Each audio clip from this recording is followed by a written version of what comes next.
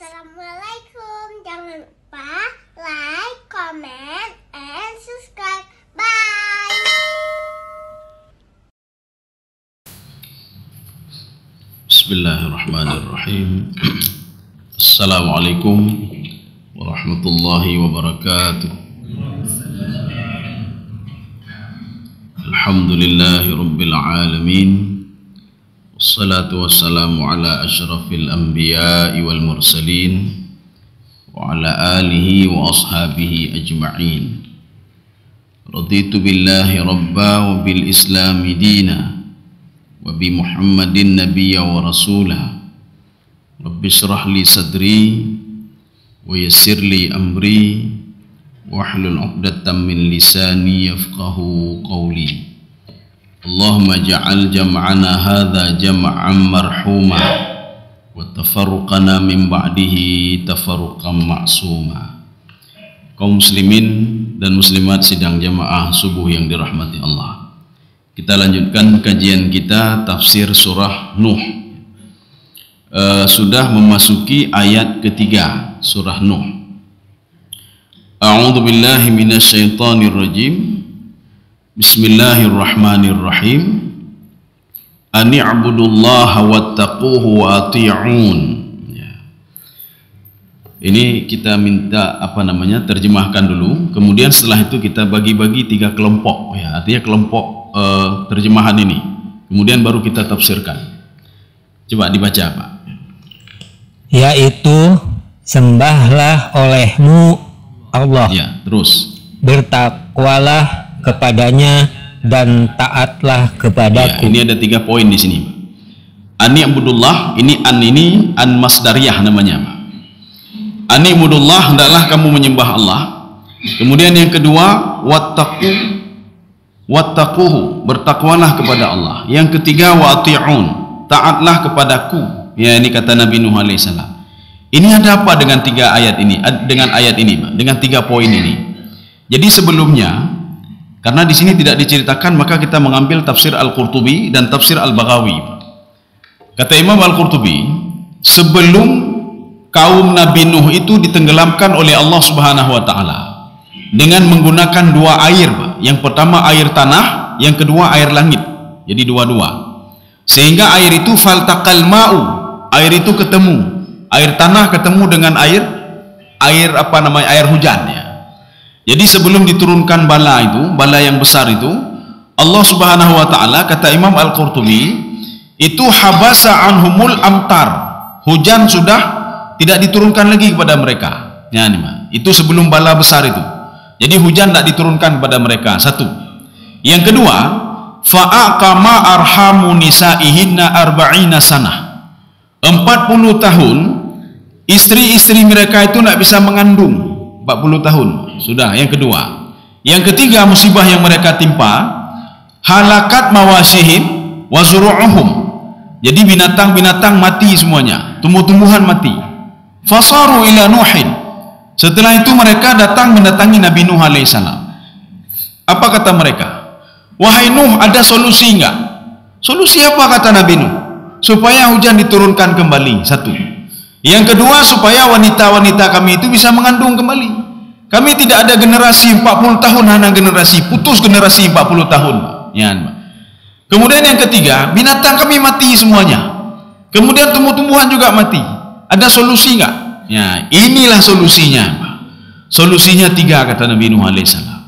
Kalau kalian mau menjalankan 3 ini, insya Allah hujan akan diturunkan kembali. Maka kalau kita nanti ditahan hujan oleh Allah, ini solusinya ini. Hana pun tak mai pawang hujan, Mbak. Ya tak minta hujan, pawang hujan minta dukun. Hana pun tak minta dukun, Mbak. Dukun-dukun kemahai, Mbak. Hana pun tak mai pawang hujan.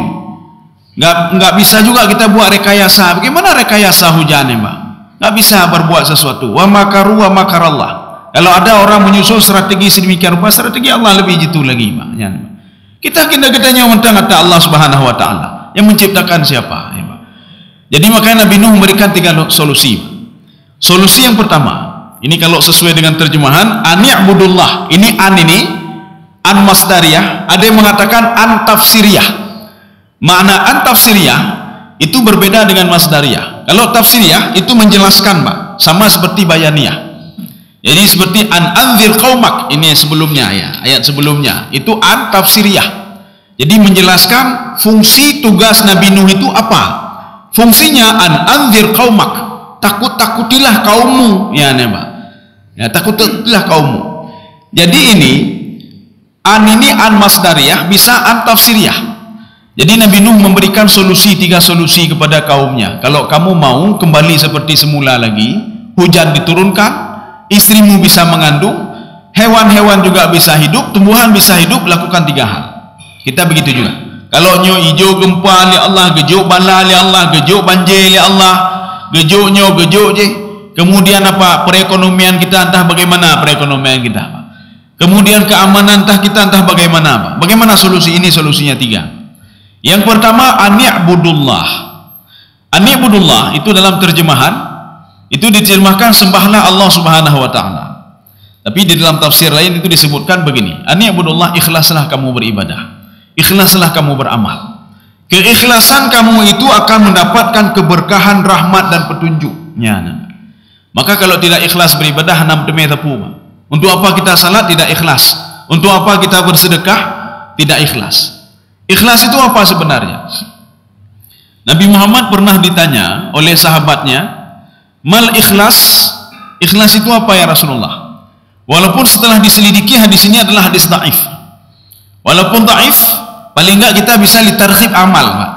Litarghib amal, motivasi untuk beribadah. Jadi tidak kita mentahkan begitu saja hadis ini, tidak.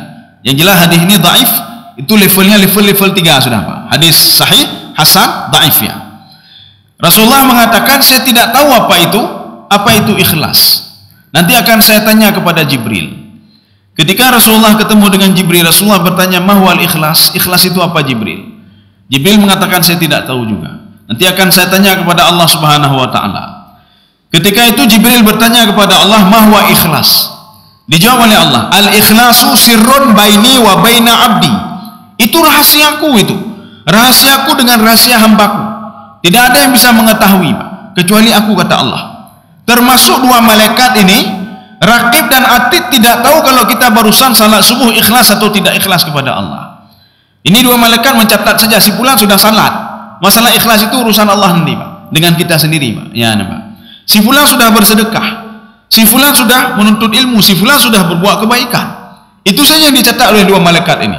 Dan malaikat tidak tahu bagaimana hati kita, apakah kita ikhlas kepada Allah atau tidak ikhlas pada Allah Subhanahu wa taala.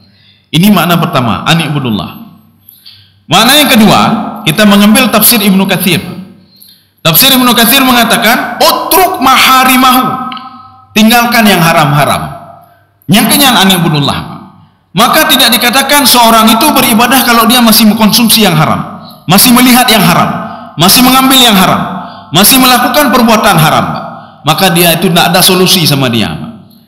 Gemoganya dia beribadah tapi tidak ada diberikan solusi sedikit pun oleh Allah Subhanahu wa taala. Kalau dia masih melakukan yang haram-haram, ya, Pak. Jadi perbuatan yang haram tinggalkan semua, Pak. Ini kalau konsep yang diberikan oleh Allah Subhanahu wa taala untuk kaum Nabi Nuh melalui Nabi Nuh alaihissalam. Kasih tahu mereka, tinggalkan yang haram, utruk maharim. Onyo haram bertinggai, onyo subhat bertinggai je subhat, Pak. Kita ini ambil saja yang hak kita, yang halal, ya, maka tinggalkan yang haram. Ada seorang mengatakan begini, kalau saya tinggalkan yang haram, saya tidak ada rezeki lagi, ya, Pak. Dia tidak berani meninggalkan yang haram. Coba tinggalkan yang haram, akan diberikan yang halal oleh Allah lebih banyak daripada itu, lebih berkah daripada itu lagi, ya. Artinya kalau yang haram sudah jelas tidak berkah, yang haram sudah jelas itu tidak diberikan rahmat oleh Allah Subhanahu wa taala. Ini versi yang kedua.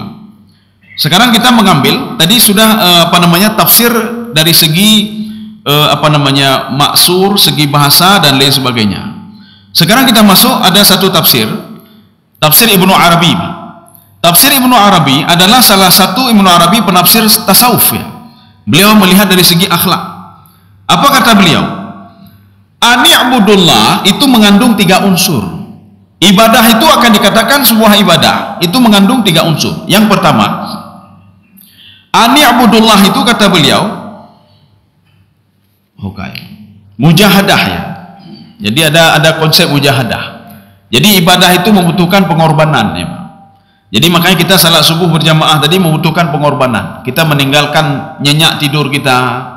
Kita meninggalkannya, sebagian ada yang membuka dagangan pagi-pagi Pak. Nya tubuh-tubuh. Kata mayang galam Pak, tak apa galam. Anak kepikir le yan Pak. Maka kita meninggalkan itu dulu Pak. Kita meninggalkan anak kita. Kita salat zuhur berjamaah. Kita meninggalkan kantor kita sebentar. Kita salat asar, kita meninggalkan kantor kita sebentar. Kita salat maghrib, kita meninggalkan dagangan kita Pak. Ini namanya mujahadah. Makanya di dalam ibadah itu harus ada mujahadah. Bersedekah itu membutuhkan mujahadah. Kita ketika ingin bersedekah, ummanya ki bantu lo sedekah ka hana lepai ngem bana. Maka membutuhkan mujahadah, pengorbanan. Kita mengorbankan untuk membantu orang lain. Itulah ibadah namanya. Makanya kalau tidak ada pengorbanan bukan ibadah namanya. Seorang ketika ingin berangkat haji, kumpul peng baju-baju Pak. Dikumpul peng mujahadah. Sebagian orang kan nak mau dia kumpul duit. Alah perih tak gebah-gebah peng. Enak kita pergi ke Bali, enak kita pergi ke Singapura, enak kita pergi ke Malaysia, mak-mak gede yang banyak. Tapi ini mujahadah namanya Pak. Makanya tidak heran kalau ada apa namanya tukang parkir naik hajinya, nak boleh heran nih Pak. Nak boleh heran. Kalau ada orang pekerja biasa dia bisa naik haji, nak perlu heran Pak. Kenapa? Dia mujahadah. Maka tidak dikatakan ibadah kalau tidak ada mujahadah. Satu. Yang kedua mujarradah. Mujarradah ini adalah konsep seperti penafsir yang lain. Mujarradah itu berasal dari kalimat jarrada, yujarridu, tajrid. Mana tajrid apa? Di dalam hati ini kosong, tidak ada lain kecuali Allah. Kenapa beribadah? Karena Allah. Kenapa baca Quran? Karena Allah. Kenapa mendidik anak? Karena Allah. Kalau kita jalankan konsep ini semua karena Allah, maka tahu deh Pak. Enak sekali hidup itu. Bukan karena si fulan. Kalau sudah karena si fulan, ibadah kita tergantung kepada si fulan. Maka kata Imam Ghazali, ada seorang itu ria. Bagaimana ria? Kalau ibadahnya makin bertambah gara-gara dilihat oleh orang lain. Yang ketemayang yang kalian lihat makin khusyuk ibadah Pak. Nyanya berarti karena unsur-unsur ria. Maka kita ini kalau ingin menilai kita ria atau tidak ria dalam beribadah, ketika ada orang lain ibadah kita makin bertambah khusyuk, itu berarti sudah termasuk ria di situ. Ria itu maknanya apa? Menampakkan kepada orang lain. Nanti berbeda lagi dengan sum'ah. Sum'ah itu kita berbuat sesuatu sebelum didengar oleh orang lain, hana tenang hati Pak. Ini kan saya bangun ini, jalan ini saya bangun. Awalnya itu punya ulun bangun Pak. Mereka tahu nggak ini saya bangun? Tolong kasih tahu sebentar. Pak. Ya, jadi artinya apa? Kalau sudah seperti itu, maka tidak ada nilai ibadah lagi. Dua. Yang ketiga al-istiqamah. Yang dikatakan ibadah itu istiqamah, istimrar. Istiqamah atau istimrar sama saja. Artinya continue dan terus menerus. Kita itu salat bukan dalam rentan waktu setahun saja, tidak, terus menerus. Hatta ya'tiyakal yaqin. Maka yakin itu ada yang mengartikan yakin itu kematian. Tak usahakan teruk mati katanya mentang beriman kepada Allah. Sebelum kita mati kita masih beriman, kita masih salat berjamaah, kita masih berbuat kebaikan. Jadi bukan dalam rentang waktu 10 tahun saja kemudian setelah itu sudah ala kahek. Jadi makanya melakukan ibadah itu. Rasulullah mengatakan di dalam ada satu hadis yang dikutip oleh Imam An-Nawawi dalam kitab Riyadhus Shalihin. Beliau mengatakan waqaribu, Rasulullah mengatakan waqaribu wasadidu. Waqaribu, jangan muluk-muluk dalam beribadah, biasa-biasa saja, biasa-biasa saja. Ya. Kemudian wasadidu, makna sadidu di sini adalah istaqamu, istiqamahlah kamu, istamarru itu artinya apa? Kontinulah dalam beribadah, walaupun ibadah itu sedikit. Nah, ini yang kita jaga Pak. Jadi continue itu yang kita jaga, bukan banyaknya yang kita jaga. Untuk apa banyak kita jaga tapi enggak continue? Satu hari kita bisa baca Al-Quran 5 juz Pak, 5 juz. Tapi setelah setahun atau setelah setahun kita dapat jabatan sesuatu atau apa saja, nya ketinggalan juga. Hana le bubul kayak Pak. Hana bubul nya Pak. Kenapa? Sudah sibuk dengan jabatannya, sibuk dengan dunia, sibuk dengan lain sebagainya. Tapi continue lah walaupun satu ayat saja. Ya. Ulun 2 ayat, 2 ayat. Ulun 5 ayat. Ucapkanlah 3 ayat itu setiap hari sampai meninggal dunia. Ya, itulah ibadah. Tapi kalau buat ini apa namanya berdoa tahajud dari besya tu tubuh terus, tapi setelah 1 tahun kahek ya tangan. Makanya kita tidak perlu heran. Kalau kita melihat ada seorang ahli ibadah itu sanggup beribadah 1 tahun 2 tahun saja, setelah itu tidak sanggup beribadahnya, tidak perlu heran ya Pak. Tidak perlu kita katakan dulu dia ahli ibadah, sekarang enggak lagi. Tidak perlu heran itu Pak, tidak perlu heran. Karena dia bosan dalam beribadah. Dan tidak perlu heran kalau ada orang berbuat maksiat sepanjang hidupnya, tetapi pada akhir hayatnya dia bertaat kepada Allah, dia bertakwa kepada Allah Subhanahu. Tidak perlu heran je Pak. Maka konsep ibadah itu mujahadah, ini dalam versi perspektif Ibnu Arabi Pak. Mujahadah, mujarradah, istiqamah. Ini yang pertama. Makanya Nabi Nuh alaihissalam menyampaikan kepada kaumnya, kalian hendaklah mujahadah, bersusah payahlah. Arti bersusah payah apa? Untuk meninggalkan yang haram. Kan susah Pak. Meninggalkan yang haram itu susah. Maka butuh kepada mujahadah. Nyo menyohana pengegop, ini besi 10 tapi kita ngomong 12 Pak. Ini besi 12 ini. Kan tak mungkin orang yang kerok loyak keloi dalam Pak. Pak. Kita membutuhkan mujahadah untuk meninggalkan yang haram Pak. Memang secara kasat secara zahir kita rugi Pak, rugau. Tapi secara batin kita menang Pak. Kita menang. Kita dapat rahmat Allah. Untuk apa harta banyak apa kita pengegap, tetapi itu tidak ada berkah. Kita besarkan lagi anak kita dengan yang haram. Raya anak kita dengan yang haram Pak. Dia hafal Quran hanya dia mau laulai, bukan haram tubuhnya Pak. Dia salat hanya dia mau doa oleh Allah, bukan dibesarkan dari yang haram. Daging-dagingnya daging haram Pak. Tajuk keinang lembak keinang tajuk peng haram Pak. Memang secara zahir kita menang Pak, kalah peng lun. Tapi secara batin kalah kita Pak. Ketenangan jiwa tak ada lagi Pak. Kenapa? Karena kita sudah makan yang haram. Maka harus mujahadah. Pak. Memang berat juga Pak mujahadah. Maka kalau orang patuh sebenarnya kepada Allah, aman hidup dia Pak. Kalau orang patuh kepada Allah, dia meninggalkan larangan Allah, aman hidup dia. Nikmat hidup dia. Fit dunia wal akhirah. Dunia akhirat dia aman hidupnya Pak. Tenang jiwanya. Ini kalau patuh dan taat kepada Allah. Tapi kalau tidak patuh dan taat kepada Allah, secara zahir kalau kita lihat, dia tenang hidupnya, enak hidupnya. Padahal tidak enak hidup dia Pak. Di dunia saja sudah tidak enak hidup dia. Apalagi nanti di akhirat, di barzakh, di padang mahsyar. Apalagi kalau nanti dia singgah sebentar di neraka. Kaum muslimin sedang jamaah yang dirahmati Allah. Ini yang pertama. Yang kedua, wattaquhu. Jadi ini pesan Nabi Nuh alaihissalam kepada kaumnya. Kalau kamu mau hujan diturunkan lagi, kalau kamu mau tanaman-tanamanmu itu tidak mati, kalau kamu mau istrimu bisa mengandung kembali, yang pertama kamu hendaklah mujahadah dalam beribadah. Hendaklah kamu itu mujarradah, ikhlaslah beribadah karena Allah. Hendaklah kamu itu istiqamah dalam beribadah. Hendaklah kamu meninggalkan hal-hal yang haram. Jangan sembah patung lagi. Hendaklah kamu ikhlas dalam beribadah. Ini yang pertama. Nyo tanya Pak Dro Pak. Kita jangan sampai begini nanti. Nya kan pesan Nabi Nuh ke kaumnya, katanya kan hana ya kan katanya Pak. Maka ada satu kaidah dalam usul fiqh. Al-ibratu bi umumil lafzi la bi khususi sabab. Jadi ibarat itu bukan al-ibratu bi umumil lafzi. Dia lafadznya umum, jadi untuk siapa saja. Kalau seandainya kita tertimpa musibah sama seperti Nabi Nuh alaihissalam, berarti nasihat ini juga berlaku untuk kita. Berlaku juga untuk kita. Yang kedua, kata Nabi Nuh kepada kaumnya, wattaquhu, hendaklah kamu bertakwa kepada Allah. Apa itu makna takwa kepada Allah? Secara Syekh Asy-Syanqiti di dalam kitab beliau Al-Aqaid As-Salafiyah, apa kata beliau? Yang dikatakan bertakwa kepada Allah, seorang sudah dianggap bertakwa, imtithalu awamirillah, menjalankan perintah Allah, wajtinabu nawahihi, meninggalkan apa yang dilarang oleh Allah Subhanahu wa taala. Kita bertanya pada diri kita, ini kita jalankan perintah ada enggak? Oh ada Pak.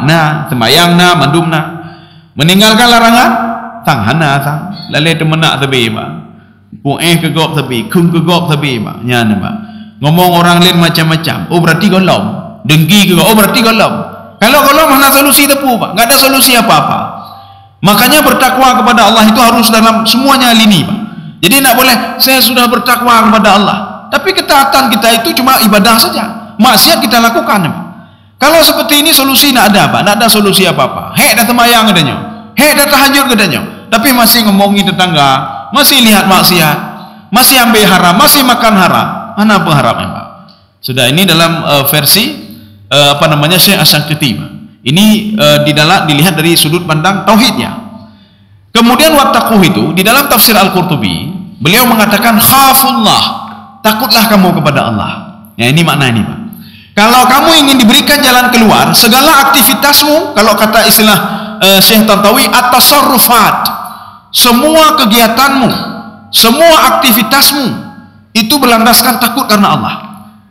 Saya nggak berani korupsi, kenapa? Takut pada Allah. Saya nggak berani, kenapa? Saya takut pada Allah. Ya, Pak. Semua landasannya takut pada Allah. Ketika seorang takut kepada Allah, maka derajat dia akan diangkat oleh Allah. Ada contohnya, Pak. Pada suatu hari ada seorang seorang guru, Pak. Ya, seorang guru. Jadi waktu itu guru-gurunya ini dia sayang sekali kepada muridnya paling kecil, Pak. Sayang sekali kepada murid paling kecil.